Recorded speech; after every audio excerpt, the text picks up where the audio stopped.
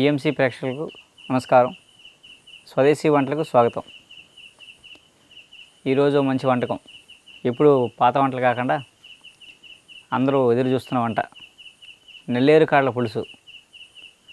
ఇంతకుముందు చెప్పుకున్నాం, నల్లేరు కాడల పచ్చడి, నల్లేరు పులుసు, నల్లేరు వడియాలు, నల్లేరు అప్పడాలు. ఇవన్నీ చాలామంది మా దగ్గర మేము నల్లేరు పెంచుకున్నాం, ఎలా వండాలి ఏంటి అని అడుగుతున్నారు అందరూ. ముందు నల్లేరు కాడల పులుసుకి కావాల్సిన పదార్థాలు చూద్దాం. నల్లేరు కాడ ముక్కలు 100 గ్రాములు, నువ్వుల నూనె 50 గ్రాములు, ఎండుమిర్చి 2, పచ్చిమిర్చి 4, ధనియాలు, జీలకర్ర, సోంపు, వాము పోపులు 1 చెంచా, చింతపండు 25 గ్రాములు, బెల్లం 1 టీ స్పూన్, అల్లం 1 చెంచా, ఉల్లిపాయ పేస్ట్ 2 కప్పులు, టమోటా పేస్ట్ 2 కప్పులు, కారం టీ స్పూన్, పసుపు 1/2 చెంచా, ఆయిల్ మసాలా 1/2 చెంచా, కరివేపాకు కొద్దిగా, కొత్తిమీర కొద్దిగా. ముందుగా నూనె పోసుకొని నువ్వుల నూనె 50 గ్రాములు, నూనె కాగాక పోపులో చెంచా,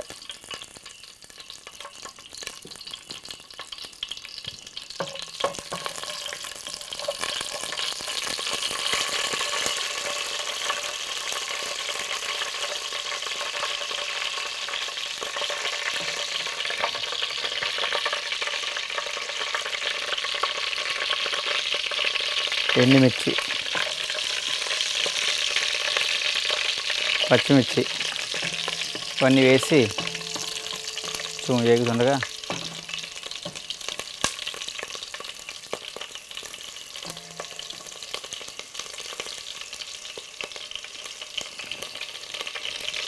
మంట తగ్గించుకొని చిన్న మంట మీద ఈ నల్లేరు కాడలు వేసి బాగా వేయించాలి. నల్లేరు కాడలు మాత్రం బాగా వేగాలి, మెత్తగా అయిపోవాలి. ఎంత బాగా వేగితే అంత బాగుంటుంది, మంచి రుచిగా ఉంటాయి. లేకపోతే వేగపోతే నోరు దురద వచ్చేస్తుంది. సరిగ్గా వేగపోతే నోరంతా దురదగా ఉంటుంది. ఇది బాగా వేగాలి, మంట హైలో పెట్టుకొని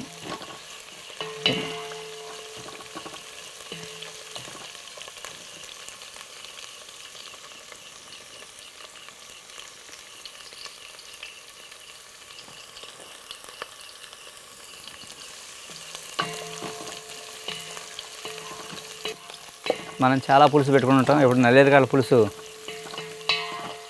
ఎక్కడో కానీ వినుండం. ఇప్పటికే పల్లెటూరులో అక్కడక్కడ చాలామంది చేసుకుంటున్నారు.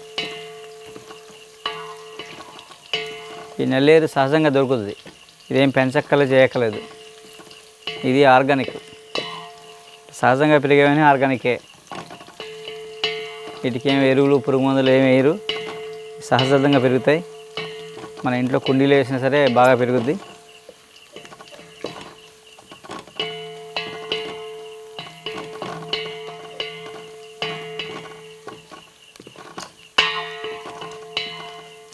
ఇందులో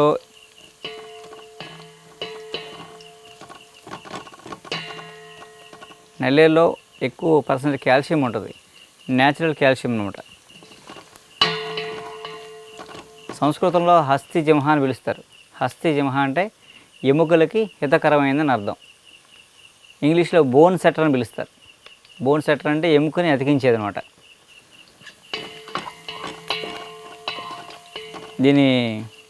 ఇది కూడా ఇలాగే ఎముకలాగే జాయింట్లా ఉంటుంది, హస్తిపంజరంలాగే.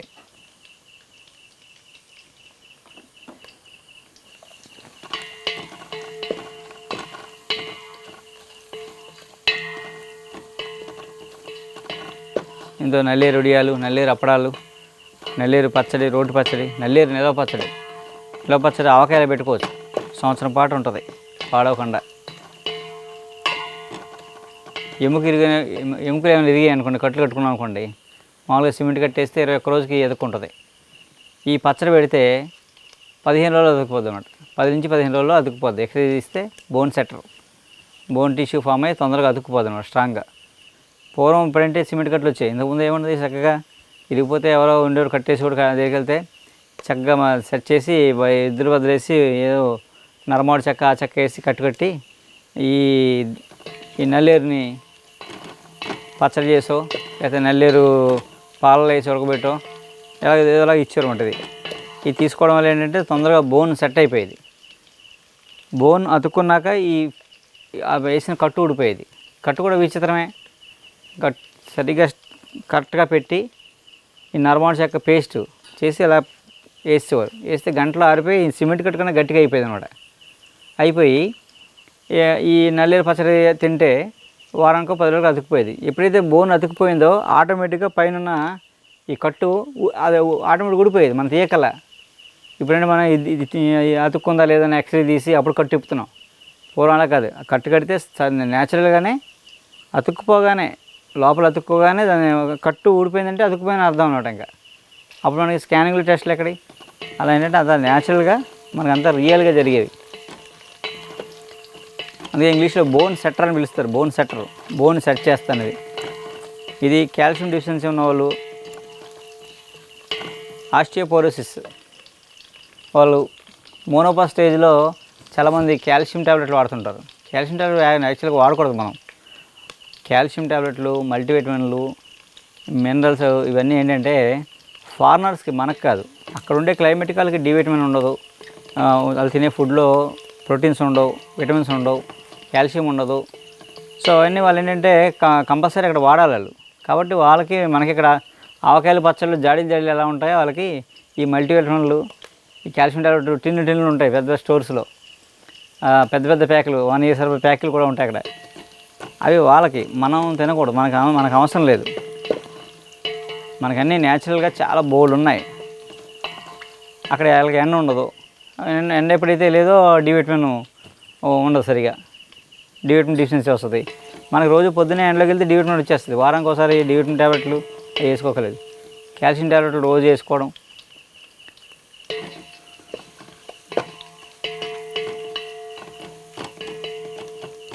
ఇది బాగా ఎగింది.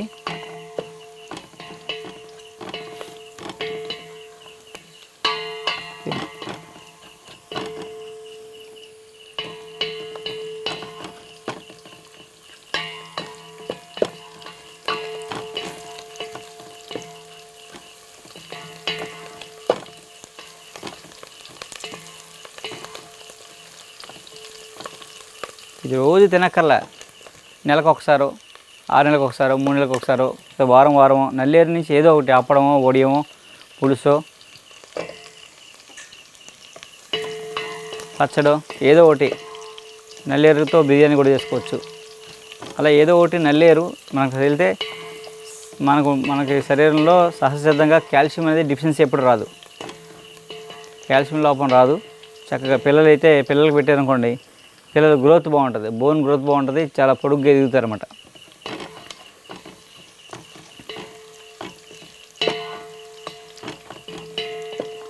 కీళ్ళ నొప్పులు అయితే తొందరగా రావు ఇదంటే. కొంతమందికి బోన్ పెలుసుగా అయిపోయి విరిగిపోతుంటుంది, అలాంటి డిసీజులు ఉంటాయి వాళ్ళకి. వాళ్ళు ఈ కాల్షియం, ఈ నల్లేరు పచ్చడి తింటే ఆ వ్యాధి తగ్గిపోద్ది అనమాట. ఇది మంచి మెడిసిన్ ఇది. అలా మన వంటలన్నీ చక్కగా మంచి ఔషధాలు అన్నమాట. రాకుండా తినేవారు, వచ్చినప్పుడు తినేవారు. ముందు రాకుండానే కాల్షియం డెఫిషియన్సీ రాకుండా పచ్చడి తిన్నాం, వచ్చాక కూడా తిన్నా ఆ డెఫిషియన్సీ పోద్ది. రోజు బెల్ల మినగకల్లా. ఈ ట్యాబ్లెట్లు, కాల్షియం ట్యాబ్లెట్లు అవి ఏంటంటే సప్లిమెంట్స్ జీవితాంతం వేసుకోవాలి. వేసుకున్న తర్వాత ఆ ట్యాబ్లెట్కి మళ్ళీ ఇంకో సైడ్ ఎఫెక్ట్. అవన్నీ న్యాచురల్ కెమికల్స్ కదా, సింథటిక్ వేరే కెమికల్స్ అవన్నీ.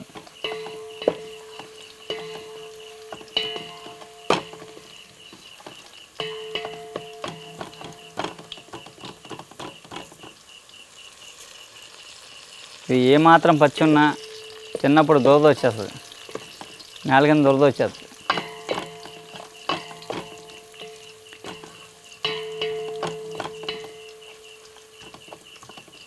ఈ సేకరించడం కూడా చాలా జాగ్రత్తగా సేకరించుకోవాలి. ఇలా నల్లేరు చెట్ల మీద ఇలా పాకుతుంది.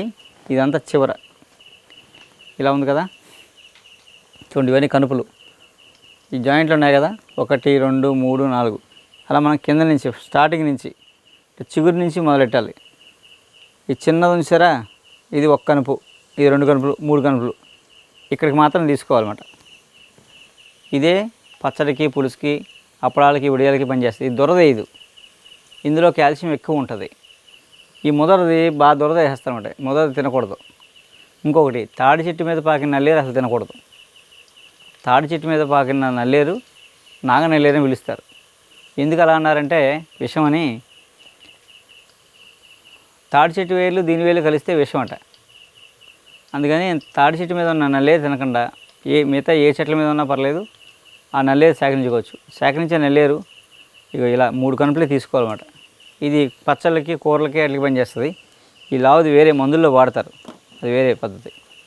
ఇలా మనం ఏదైతే ఉందో ఈ చివర చూసారా, ఈ చిన్నదాంతో లెక్కే. ఇది 1 2 3 కరెక్ట్గా చేత్తో ఇరిగిపోద్ది అనమాట, సాగదు. ఈ ఆకులు కూడా వేసుకోవచ్చు, పర్లేదు.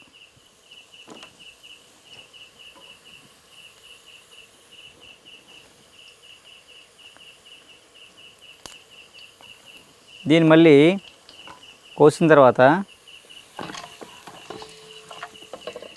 చూడండి, చిన్న బ్లాక్ లేయర్ ఉంటుంది. ఇలా నల్లగా ఒక పదునుగా ఉంటుంది. ఆ నల్లది మనం దీంతో ఇలా ఇలా అనేస్తే పోద్దనమాట. అది అది అది అది తీసేయాలి. ప్రతి కనుపుకి 4 కనుపులు ఉంటాయి, 4 మూలల 4 ఉంటుంది. ఇలా తీసేయాలి. తీసేసి చక్కగా ఈ ముక్కను 2 ముక్కలు చేసుకోవాలి. పులుసుకైతే 2 ముక్కలు, పులుసుకైతే 3 ముక్కలు, పచ్చడికైతే 2 ముక్కలు ఇలా కట్ చేసుకోవాలన్నమాట. ఇలా కట్ చేసిన ముక్కలు ఇవి చూడండి, బాగా ఏగి చూసిన ఎలా అయిపోయాయి, ఏగి ఒళ్ళిపోయినట్టు అయిపోయి.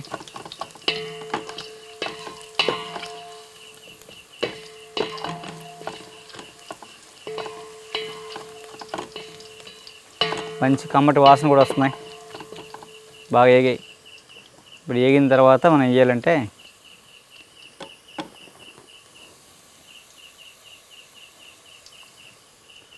ఉల్లి 2 కప్పులు ఉల్లి, 2 కప్పులు ఉల్లి,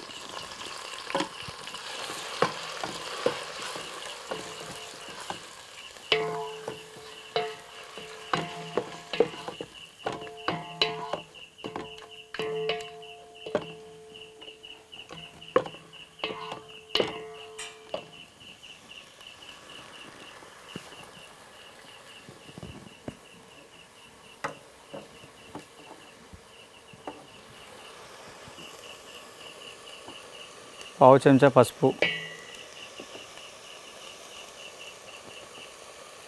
చెంచా ఉప్పు, టీ స్పూన్ కారం, ఒక చెంచా అల్లం, ఒక 1/2 చెంచా మసాలా.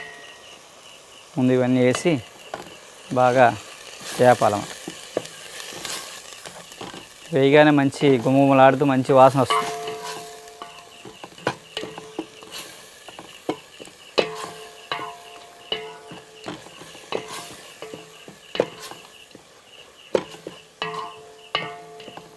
ఇప్పుడే మంచి వాసన వస్తుంది. చాలా ఏ పులుసు పనిచేయదు దీని దగ్గర, అంత టేస్టీగా ఉంటుంది. మోకాళ్ళ నొప్పుల వాళ్ళు, నడుము నొప్పుల వాళ్ళు, డిస్క్ ప్రాబ్లం వాళ్ళు, మధ్యలో ఉండే కార్ట్లేజ్ అరిగిపోయిన వాళ్ళు తింటే ఆ కార్ట్లేజ్ మళ్ళీ తయారవుద్ది అన్నమాట. కార్ట్లేజ్ అంటే మెత్తడి ఎముక.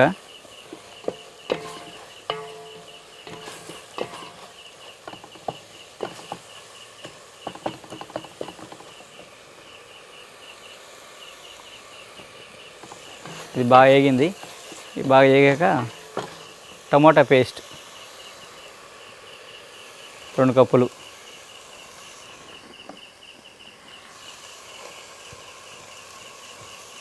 శుభ్రంగా వేసాం. బాగా కలిపి టమోటా పేస్ట్ వేసాం. బాగా గ్రేవీలా వచ్చింది. ఈ టమాటా పేస్ట్ వేసి బాగా మగ్గాలన్నమాట. టమాటా బాగా ఉడికితే టేస్ట్ బాగుంటుంది.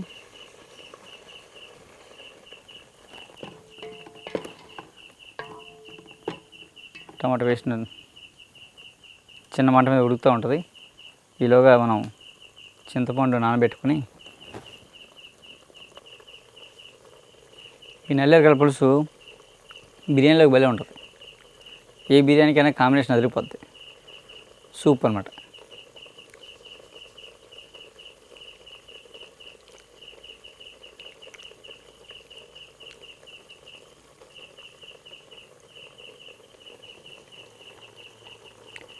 బాగా వేగింది.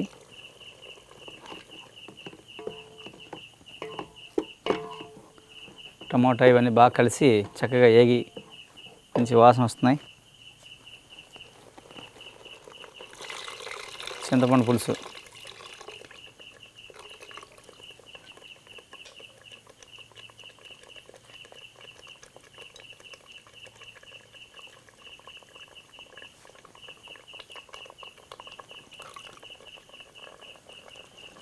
ఓకే. మంట పెంచి హైలో పెట్టుకొని బాగా మరగబెట్టుకోవాలి. ఇది ఎంత మరిగితే అంత బాగుంటుంది. మరగడం కూడా ఎక్కువసేపు మరగాలి బాగా.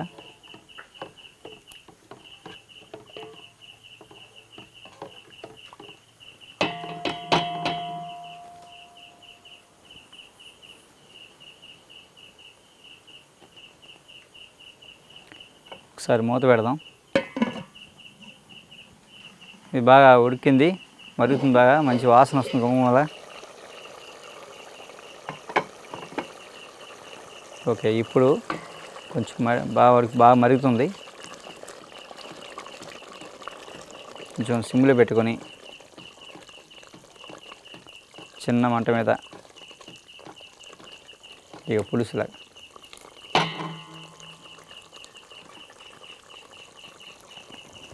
దీంట్లో కరివేపాకు,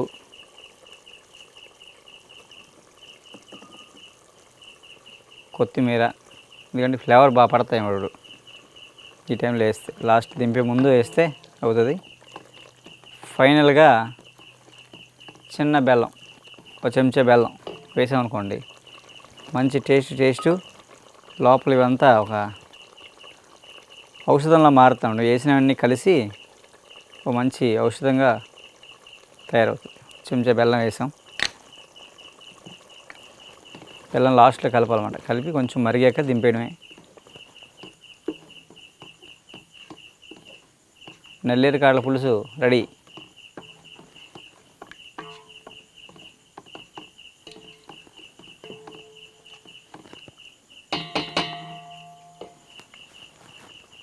పూర్వం ఒక సామెత ఉండేది దీనికి, నల్లేరు మీద బండి నడకని. నల్లేరు మీద నడక అంటే నల్లేరు మీద బండి, నల్లేరు గతుకుల రోడ్లో నల్లేరు వేసి ఫుల్గా నల్లేరు మీద బండి వెళ్తుంది అనుకోండి, ఈ నలిగి మెత్తగా నల్లేరు మీద నడకంటే మెత్తగా సాగిపోద్ది అనమాట. అంటే కుదుపు లేకుండా, ఒడిదుడుకులు లేకుండా చక్కగా ప్రయాణం సాఫీగా వెళ్ళిపోద్దని నల్లేరు మీద నడకని అనేవారు అనమాట.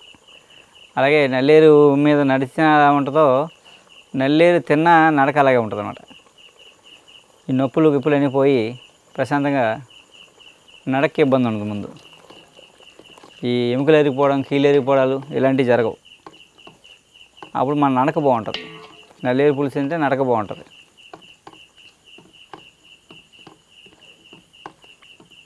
మంచి పులుసు రెడీ. ఇది ఒక బౌల్లో తీసుకుందాం. స్టవ్ కట్టేది.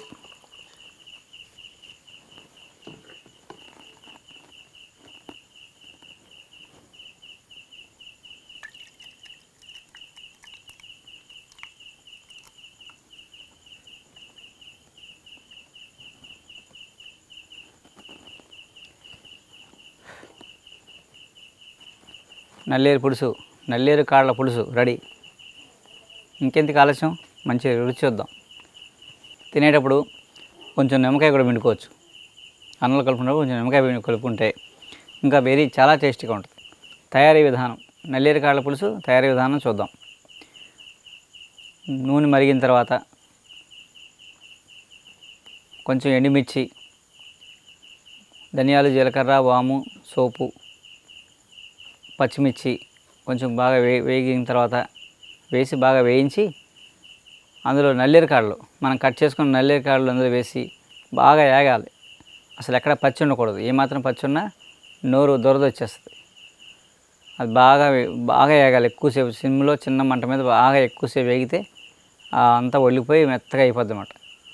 అప్పుడు ఉల్లి వేసి ఉల్లి బాగా వేగుతుంటే పసుపు, కారం, ఉప్పు, మసాలా పొడి వేసి బాగా వేపాలి. ఈ నల్లేరుకాయలకి అప్పుడు అదంతా బాగా పట్టుకుంటుంది అన్నమాట. పట్టుకొని బాగా కలిసి గ్రేవీలో తయారవుతాయి. బాగా వేగిన తర్వాత అప్పుడు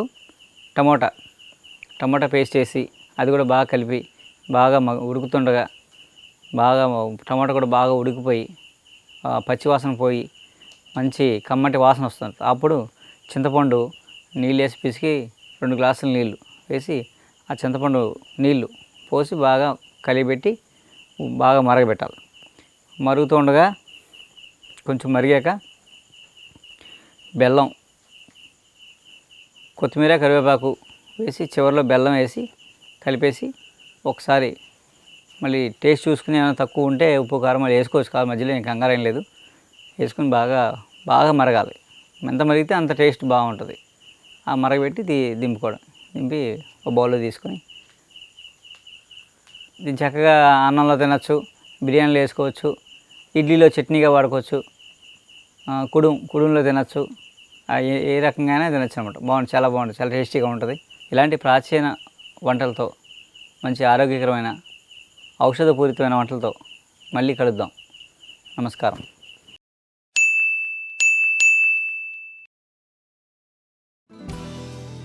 హలో ఫ్రెండ్స్, పిఎంసి ఆన్లైన్ని సబ్స్క్రైబ్ చేసుకోండి. సరికొత్త అప్డేట్స్ కోసం బెల్ బటన్ని నొక్కండి.